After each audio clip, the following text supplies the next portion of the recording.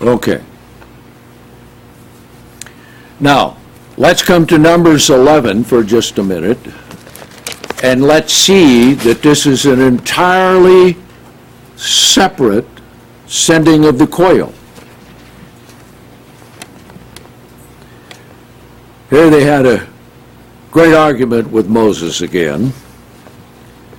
So Moses says here, verse 30, Moses went into the camp, and he and the elders of Israel, and the wind went forth from the Lord, verse 31, Numbers 11, and it brought quail from the sea, and it fell by the camp about a day's journey on this side. Now notice, this was in the daytime, and he sent it a day's journey.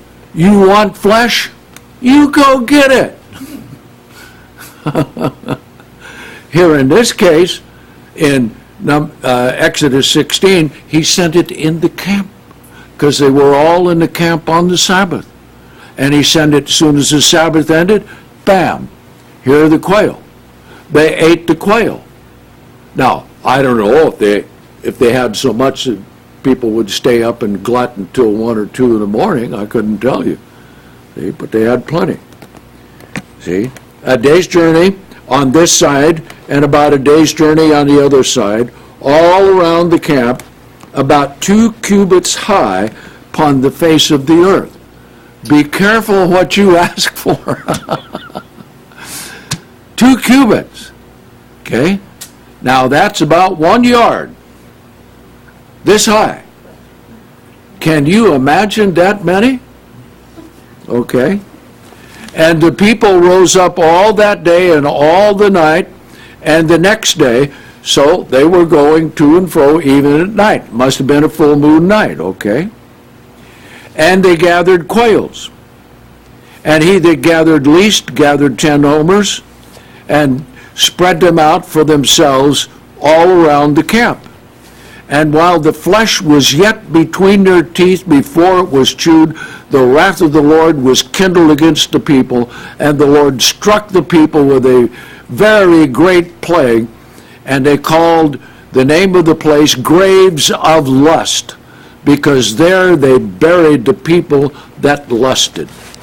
And the people set out from the Graves of Lust to Hazeroth and stayed at Hazeroth. So that's entirely different, see. I've even read where some people conflate the two. Doesn't work. Now, let's come back here to Deuteronomy 16, and let's look at that. Deuteronomy 16. And I remember trying to figure this out. Okay? Just put a marker there, Deuteronomy 16.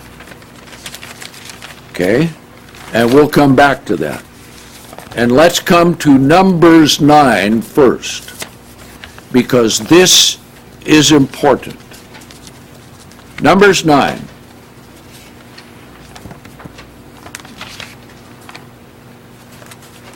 Because it was said, I don't know if it's in that paper, that it was changed from the domestic to the tabernacle or temple sacrifice by God. Okay? And the only domestic Passover they had was in Egypt. So let's read Numbers 9, beginning in verse 1. And the Lord spoke to Moses in the wilderness of Sinai in the first month of the second year. So this then is their second Passover, right? After they had come out of the land of Egypt, saying, let the children of Israel also keep the Passover at its appointed time. Okay? And the 14th day of the month between the 2 evenings. That's identical with Leviticus 23, 4 and 5. Between the 2 evenings, which is after sunset. You shall keep it at its appointed time. You shall keep it according to all the statutes, according to all its ceremony, everything you find in the book of Exodus. And Moses spoke to the children of Israel to keep the Passover. And they kept the Passover on the 14th day of the first month between the two evenings in the wilderness of Sinai, according to all that the Lord had commanded Moses, the children of Israel did. Okay? Question. Now, the point was made, very good point. Okay. In the 14th day of this month between the two evenings, now that's very specific. And then it says, verse 5, and they kept the Passover on the 14th day of the first month between the two evenings. Now that's a double check. That is almost like double entry bookkeeping, right? Double entry bookkeeping says you paid out $20 to this person and the check comes in, it was paid out. Now where does it go in the bookkeeping? It goes into a certain account. See? Double entry bookkeeping.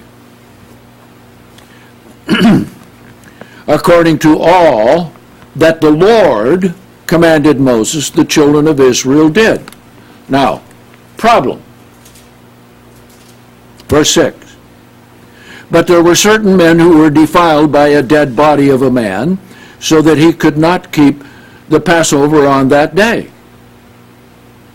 And they came before Moses and before Aaron on that day, and those men said to them, we were defiled by the dead body of a man. Why are we kept back that we may not offer an offering to the Lord on its appointed time among the children of Israel?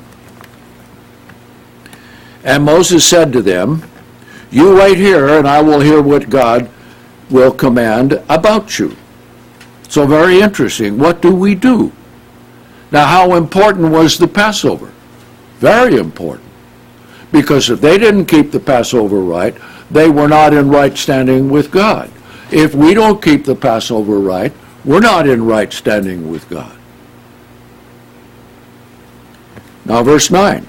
And the children of Israel, and the Lord spoke to Moses, saying, speak to the children of Israel, saying, if any man of you or your generations, that's on into the future, shall be unclean by a dead body or in a journey afar off, he shall still keep the Passover to the Lord. Now, this is a little ambiguous here, but it means this. You can't keep the Passover if you're not in the land of Israel. Okay? So this is on the supposition if he's in a journey and gets back in time for the 14th day of the second month, as we will see, he can keep the Passover. Verse 11. They shall keep it the 14th day of the second month between the two evenings. Okay? Eating it with unleavened bread and bitter herbs, and let none of it, and leave none of it until the morning, nor break any bone of it. According to all the ordinances of the Passover, you will keep it. But the man that is clean and is not in a journey and holds back from keeping the Passover, even that same soul shall be cut off from among his people. Now that means God is not going to give him any blessings. And the blessings that come to the people is not going to come to him. See? That's different from being destroyed, cut off. You can look at it this way. All the people in the world are cut off from God. Blinded. Okay? Then it talks about the stranger keeping it, one law for both of them. All right, now back to Numbers 16. Now, Numbers 16 is difficult in the King James. Now, in the Passover book, I have Numbers 16, I've got King James, I've got the Jewish Bible. I have the Interlinear, and I have the correct translation spread across 2 pages, so you can compare all of them. Oh, correction, Deuteronomy 16. Like a deck of cards, which one? Okay, Deuteronomy 16. Now, when you read this, it does sound like that God did indeed change the killing of the Passover lamb from domestic to tabernacle or temple. So you have to read it very, very carefully. Okay? Now, before we start reading, let me ask you a question. When they selected the lamb on the 10th day of the first month, where was it to be taken from? A lamb or a kid? Very important. Okay? Now, verse 1, KJV. Observe the month of Abib and keep the Passover unto the Lord your God. Full stop. Next. For in the month of Abib, the Lord your God brought you forth out of Egypt by night. 2 different things. The Jews today, in the 15th Passover, they never talk about the firstborn being spared as a fantastic thing on the Passover night. They say this is in celebration of coming out of Egypt. Well, they couldn't have come out of Egypt until they had the Passover first, and how long were they to stay in their homes? Till morning or sunrise. Now, even a little kid can figure sunrise. Daddy, look, the sun is coming up. Okay? Not hard to figure. All right? Now notice, you shall sacrifice the Passover unto the Lord your God of the flock and of the herd. Now when I read that in the Hebrew Interlinear, the flock and the herd, and I said, there can never be a Passover lamb. Passover cow. Never be a Passover calf, you know? Now, you talk about a hard thing to do. What if at the first Passover someone had a little calf? Well, that's about 3 times the size of a little kid. Can you imagine eating all the flesh of that and burning all those bones before they left in the morning? Okay, so that told me. I remember I was lying in bed reading this, and I leaped out of bed and I said, that's it. This cannot be the Passover for the Passover. This has got to be something else, and we'll see it in a minute when we read it in the faithful version. Okay? Okay. In the place which the Lord shall choose to place his name there. That's where the tabernacle would be. So if you don't read other parts and come to here, you would have to conclude that the Passover was indeed on the 15th. Okay? Now notice carefully, you have to read it. You shall eat no leavened bread with it. 7 days you shall eat unleavened bread with it. Okay? Now, what was the real Passover to be observed in? 1 night or 7? 1.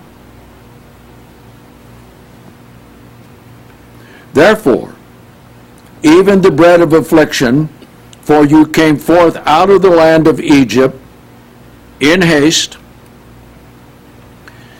that you may remember the day when you came forth out of the land of Egypt all the days of your life.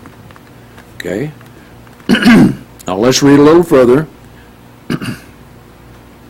And there shall be no leavened bread seen with you in all your coast 7 days, neither shall there be anything of the flesh that you sacrifice on the first day at even remain all night until morning. The flesh doesn't say anything about the bones. See?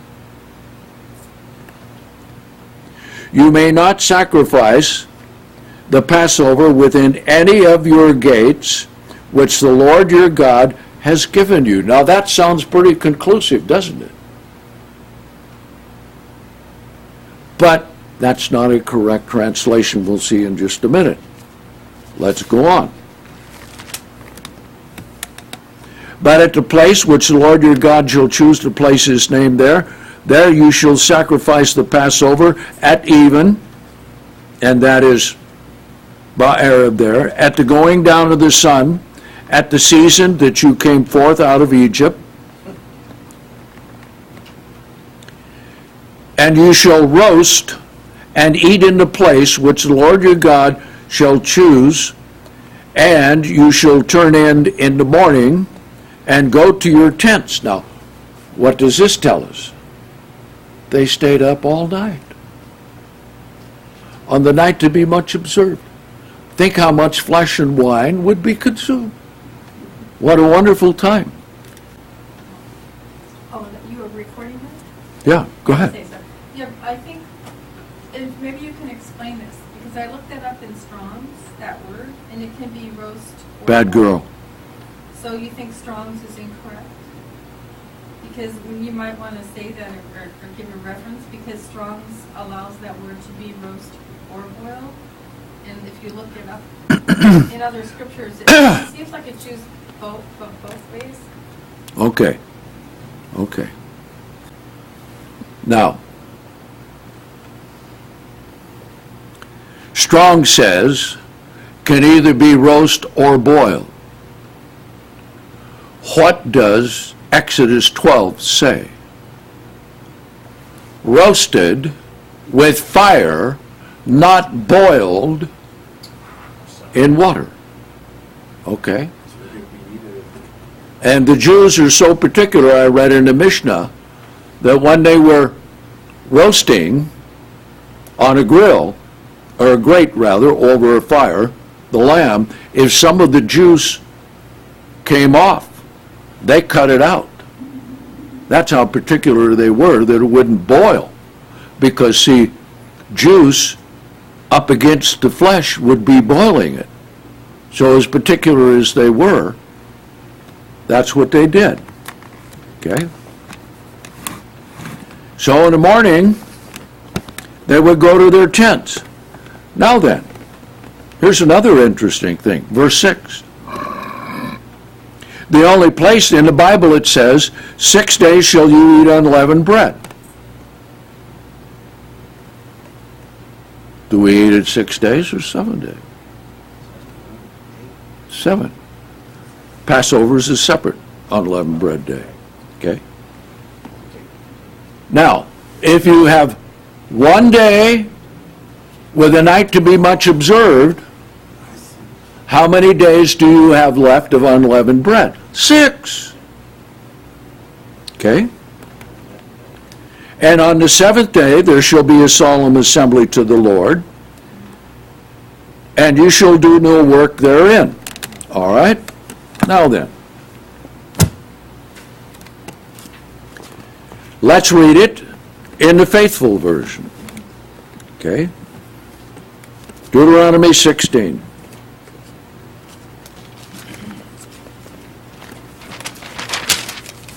There we go. Keep the month of Abib and the Passover to the Lord your God, for in the month of Abib the Lord your God brought you out of Egypt by night. We will see that in just a minute. And we will see what this Passover offering was. Now, when they killed the Passover, for a domestic Passover, it was the Passover sacrifice. Keep that in mind. Not Passover offering. And we will see what was it that they were doing with the lambs and with the calves there at the temple area. We'll find out a little bit. Okay.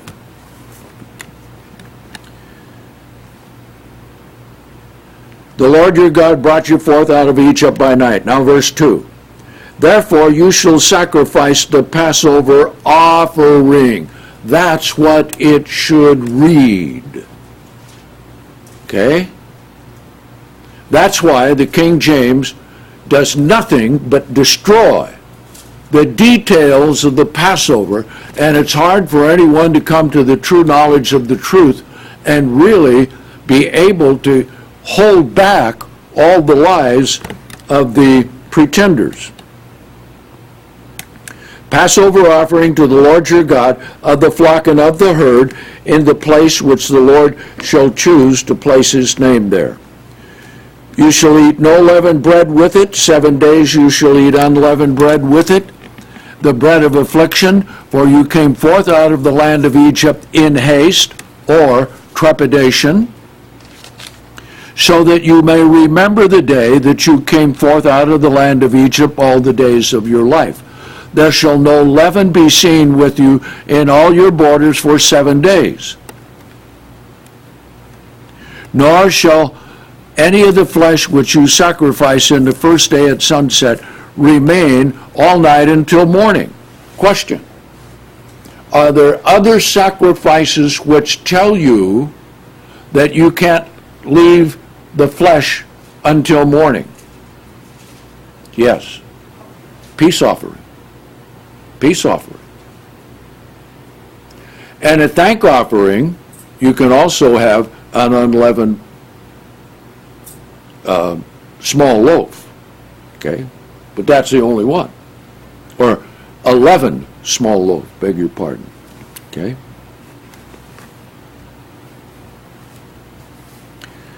All right.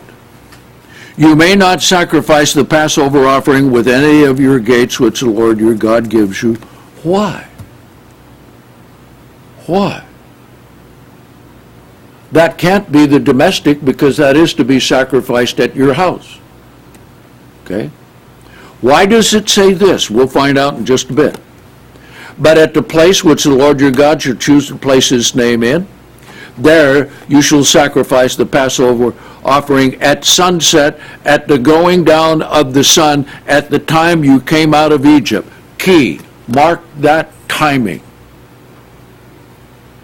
Okay? Did they come out of Egypt on Passover night, at the going down of the sun, or the next night? What would have happened if they would have gone out of their house? God said, don't go out of your house until sunrise. And you shall boil, that's the correct one, and eat it in the place which the Lord your God shall choose, and in the morning you shall turn and go to your tents.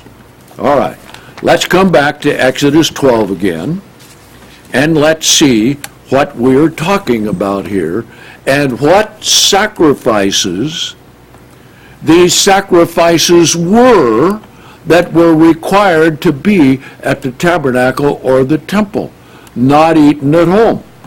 All right? All right, let's pick it up here.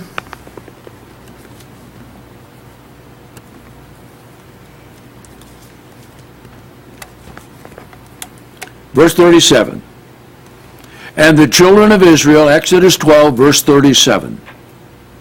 And the children of Israel journeyed from Ramses to Succoth, the men being about 600,000 on foot, apart from the little ones. Now, think about this. And it struck me. Now, I know in the Passover book I compared the New Year's Day parade to the children of Israel leaving. But remember when all the refugees were coming out of Syria and coming into Europe? Long, massive column of people coming. And you add to that all the animals and things that was with it. And you get in it, this was a big deal. This wasn't just a little trickle of people coming out, and they didn't go through the Reed Sea barefooted, splishy splash, That's the way they portray it, okay? Now notice, and a mixed multitude went up with them. And the mixed multitude was always a pain in the flesh, okay? And flocks and herds and very much livestock. Now, the whole geographical and botanical arrangement of Mount Sinai was very different than today. To support all those cattle and everything and all the sheep and goats, what do they need? Grass. Is there much grass out there today? No. I was reading a botanical book about that area. It was more like what England and northern France are like today. Completely different. Okay? Now, verse 39, and they baked unleavened cakes of dough, which they brought out of Egypt, for it was not leavened, because they were driven out of Egypt and could not stay, neither had they prepared any food for themselves for the journey. Now, the sojourning of the children of Israel was 430 years. Okay? Now, remember, Genesis 15 says 400 years.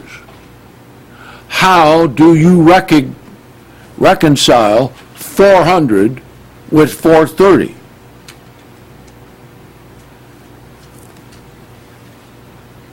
Abraham was 75 when the promise was given, Genesis 15. Okay? He had the covenant then. In the next chapter, Genesis 17, where they had the circumcision. And he was 85. Okay? Okay? Now then, how old was he when Isaac was born? The promise given, okay, how old was he when Isaac was born? 100. Okay? So from the time that it was confirmed with circumcision until Isaac was born, 15 years. Okay? What are the other 15? That's how old Isaac was when he was going to get sacrificed. Yeah, when he took Isaac to be sacrificed, he was a lad, so that means he was not an adult, so he had to be 15 years. So that's how you reconcile 430 and 400, 15 on each side. Okay? Now, verse 42. It is a night much to be observed to the Lord. No. People say this was invented by HWA. See, it's not in the Bible. Well, I just read it. It's in the Bible. I can't find HWA there at any time. Okay? For bringing them out of the land of Egypt, it is the night of the Lord to be observed by all the children of Israel in their generations. I don't think anything could be clearer. Okay? Now then, let's come to chapter 13. Question: when did they leave their homes?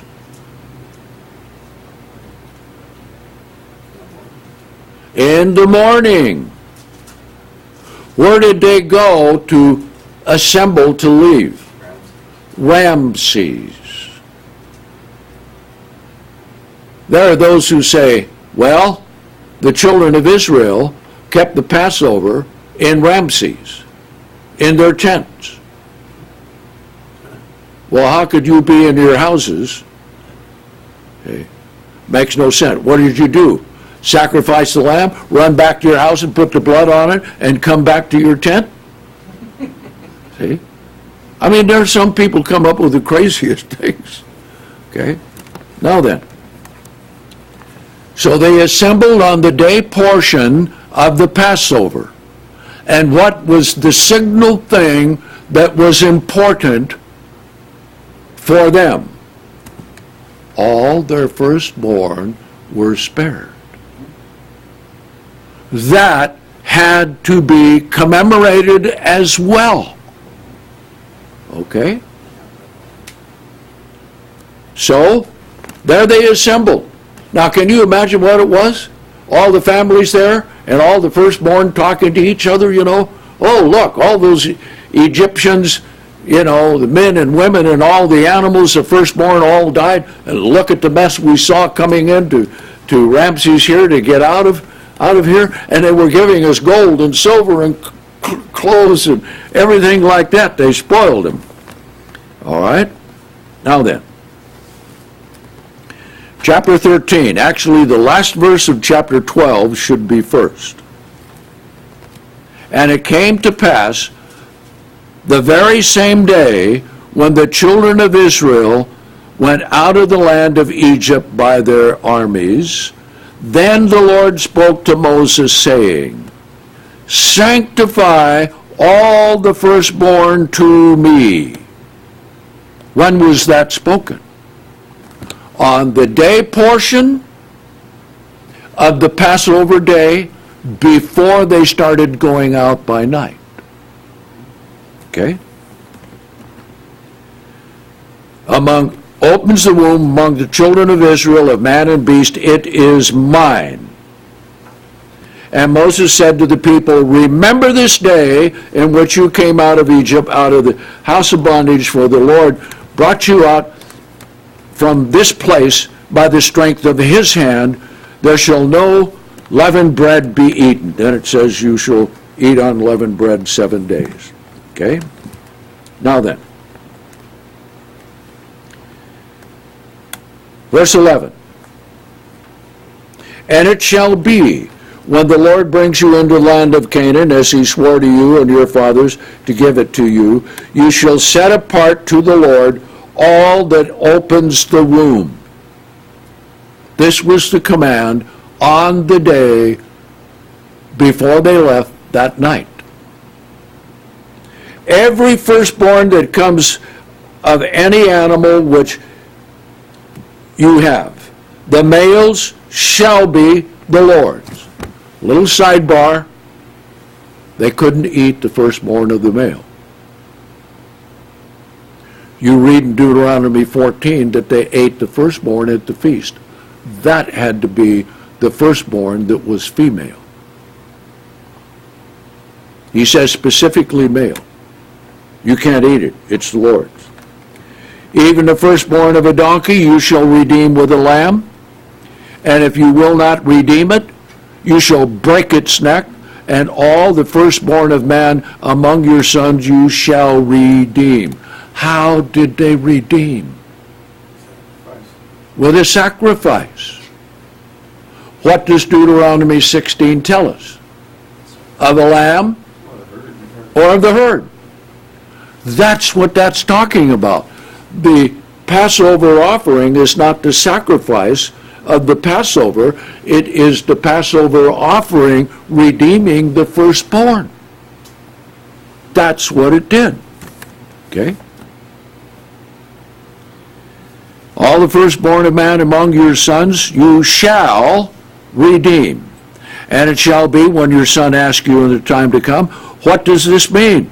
You shall say to him, the Lord brought us out of the land of Egypt by the strength of his hand from the house of bondage.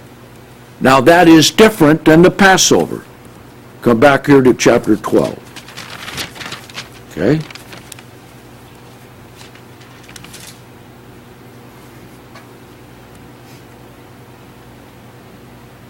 Okay? Let's pick it up here.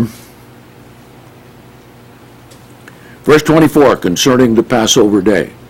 Exodus 12:24. And you shall observe this thing as a law to you and your children forever. And when you have come into the land which the Lord will give you according as he promised, that you shall keep this service. And it shall be when your children shall say to you, where would the children be? At home. What does this service mean?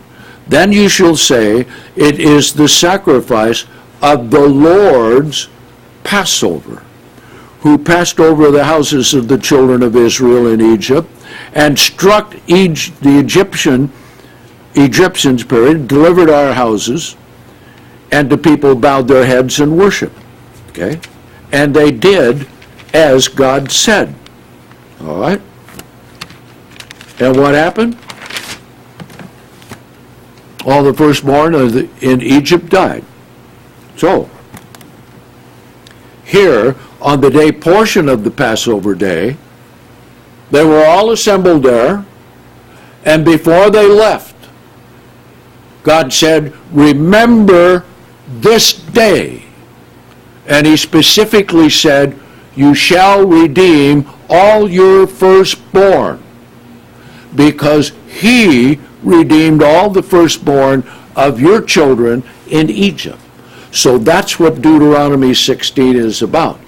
Those Passover offerings are redemption offerings of the firstborn, not the killing of the Passover lamb for the Passover service. But it's so easy to confuse. Nowhere does it say that God spared their firstborn in Deuteronomy 16. But that's what he did in Exodus 12. Now let's come to the New Testament. Okay? Let's first of all come to Matthew 26. Matthew 26.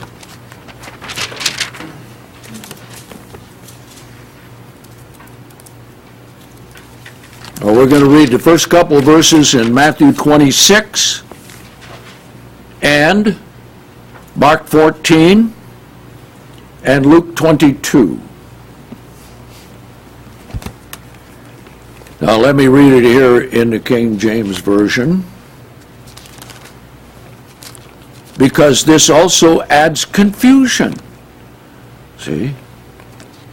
Now, it's awfully hard to get away from confusion if you don't understand all the facts of the Old Testament. But what was traditional with the Protestants? Old Testament was all fulfilled. Now, when they did the King James Version, they had very little knowledge of the feast days. And in reading the Old Testament, Deuteronomy 16 conflates it. So if they were to ask a rabbi of this day, what is it? He would tell you the wrong thing. He would say Passover commemorates leaving Egypt. No, Passover commemorates sparing of the firstborn. Two different things. Back-to-back days, though. All right? Matthew 26 and verse 1, KJV. And it came to pass when Jesus had finished all these sayings, he said to his disciples, you know that after 2 days is the feast of the Passover. The feast of is not in the Greek. And the Son of Man is to be betrayed, is betrayed to be crucified. All right? Now let's come to Mark 14.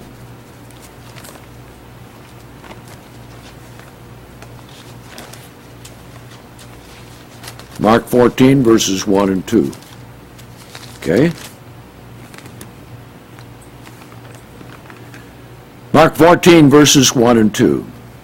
Now after 2 days was the feast of the Passover and of unleavened bread, conflating the two of them together. Now let's come to Luke 22. Luke 22, verse 1. Now the feast of unleavened bread drew near, which is called the Passover. Okay. Now, let's read them in the faithful version. Okay. Now, where they say the Passover, the feast of unleavened bread, that's exactly what the Jews would tell you today. And they call the whole thing the Passover. And they were doing it back there as well. Now, Matthew 26, verse 1, faithful version. Now it came to pass when Jesus had finished all these sayings, he said to his disciples, you know that after 2 days the Passover takes place. Quite a bit of difference, right? Yes. The feast of is not there. And the Son of Man is delivered up to be crucified. Now, let's come to Mark 14. Okay. Mark 14, verses 1 and 2. Now after 2 days was the Passover and the feast of unleavened bread. Okay. Now, Luke 22.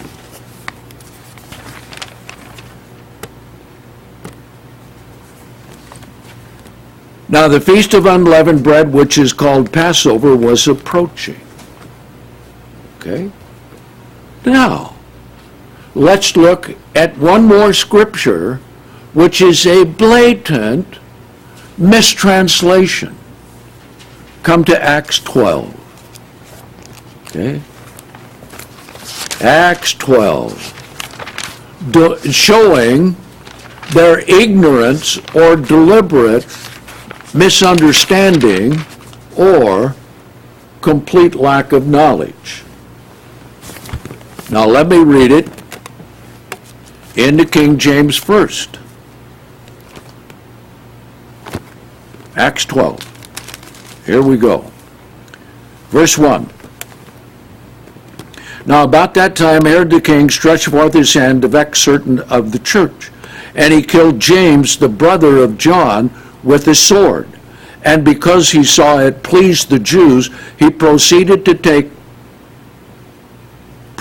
further to take Peter also. Then were the days of unleavened bread. And when he had apprehended him, he put him in prison and delivered him to the 4 quaternarians of soldiers to keep him, intending after Easter. The Greek there is Pascha, Passover. See? They got to get it in there. Okay? To bring him forth. Now then, let's read it in the faithful version. Let's pick it up in verse 4. And after arresting him, he put him in prison, delivering him to 4 sets of 4 soldiers to guard him, with the intent to bring him out to the people after the Passover season. See, because if it were already the days of unleavened bread, it was the days of unleavened bread they called Passover. That's how things get all mixed up. So no wonder the WCG was set up for a fall. Here I was as a minister at that time when they came out with this paper by Lester Graby and Robert Kuhn. And I didn't know any of the things at that time as a minister that I should have known until I was forced to have to prove what was the truth. because we were at the point, you either believe that Jesus kept a pre-Passover, Lord's Supper, and the Jews kept the regular Passover on the 15th. That's what it was down to. That's Good question. good. That's good. When they put it as Easter, were they implying that the Jews were keeping Easter? With unleavened bread. They were, yes. Yes. I mean, that's just Yeah. news. What How blatant can you get? See? We have someone who understands Ruski. And Ruski translates Pascha as Ishtar, Easter. Okay? See how trouble spreads? See? Now you know why the church is few. They don't want to give up their paganism. They want to keep it the way that it is. All right. Now then, let's come to another terrible translation, John 13.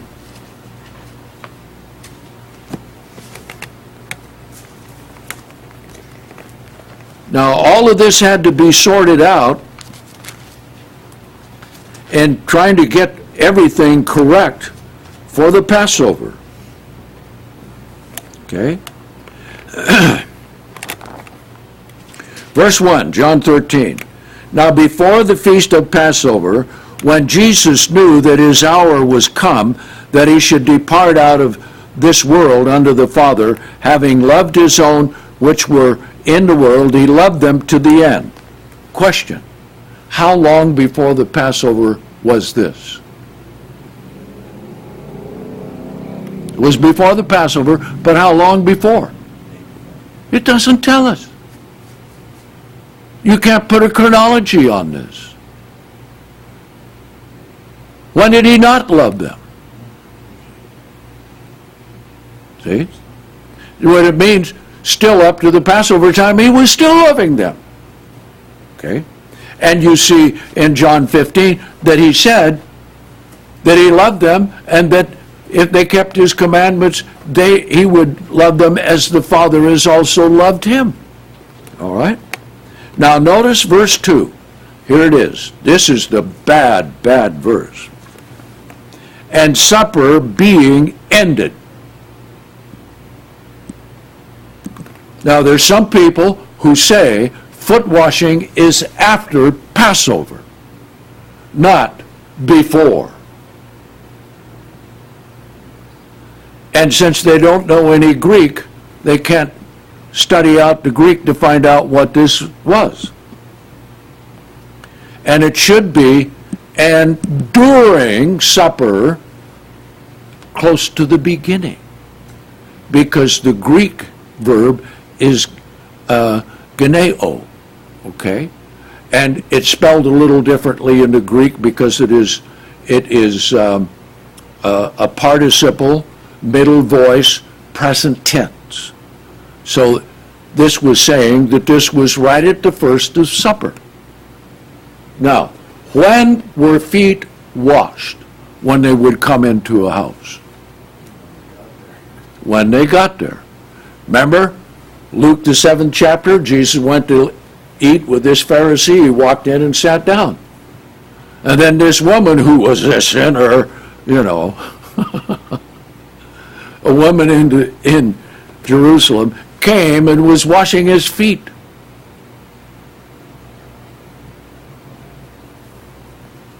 And with her tears and wiping them with her hair.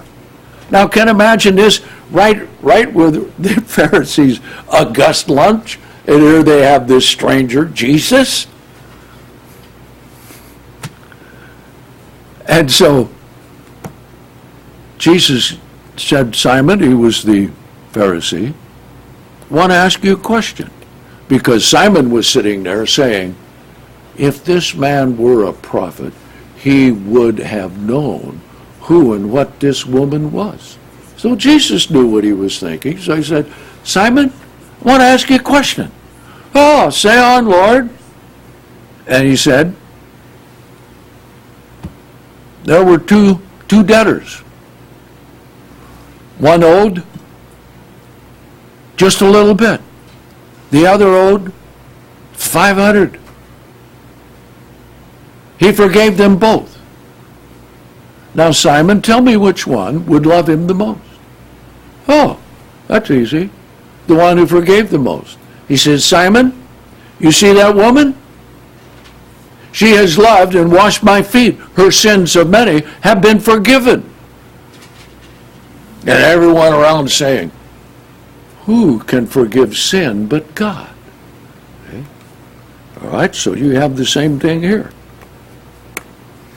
with this one.